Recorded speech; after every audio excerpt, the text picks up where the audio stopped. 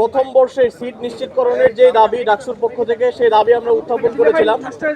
আমরা দেখেছি, আমরা গতদিন যখন এসেছিলাম তখন বলেছিলেন বিশ্ববিদ্যালয় প্রশাসন যে আগামী 30 তারিখের ভেতরে, অর্থাৎ আজকে তাদের ডেডলাইন ছিল এবং আজকের ভেতরে তারা একটি সিদ্ধান্ত জানাবেন যে কোন নীতিমালার আলোকে প্রথম বর্ষের যে সিট, সেই সিট বরাদ্দ করা হবে। একই সাথে আমরা জানিয়েছিলাম যে যারা অছাত্র হিসেবে হলে অবস্থান করছেন তাদেরকে সসম্মানে বিদায় করার ব্যাপারে বিশ্ববিদ্যালয় প্রশাসন কি ধরনের ভূমিকা রাখবেন এবং প্রথম বর্ষের যে সিট অ্যালটমেন্ট দেওয়ার ক্ষেত্রে যে ধরনের বিষয়গুলো শুরু করা দরকার, অর্থাৎ আবেদনপত্র জমা নেওয়া এবং ভাইভা, সেই বিষয়গুলো হলগুলো শুরু করেছে কিনা এই বিষয়ে আমরা আপডেট দিতে আজকে এসেছিলাম।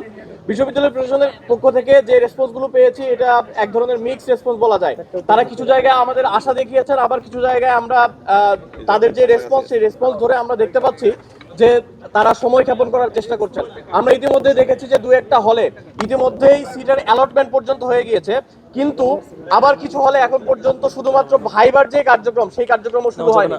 অর্থাৎ আমরা এটা থেকে বলতে পারি যে যদি সদিচ্ছা থাকে, যদি কোনো হলের ইচ্ছা থাকে যে প্রথম বর্ষের শিক্ষার্থীদের সিট অ্যালটমেন্ট দেওয়ার ক্ষেত্রে তারা যদি বদ্ধপরিকর হন, তাহলে এটা করা সম্ভব ছিল। কিন্তু আমরা দেখতে পেয়েছি শুধুমাত্র আবেদনপত্র জমা নেওয়ার জন্যই 30 তারিখ পর্যন্ত দীর্ঘায়িত করা হয়েছে এই সময়টা। আমরা মনে করি যে এটা শুধুমাত্র দীর্ঘায়িত করার জন্য এই ধরনের সিদ্ধান্ত নেওয়া হয়েছে। আমরা এই ব্যাপারে বিস্তারিত কথা বলেছি বিশ্ববিদ্যালয় প্রশাসনের সাথে।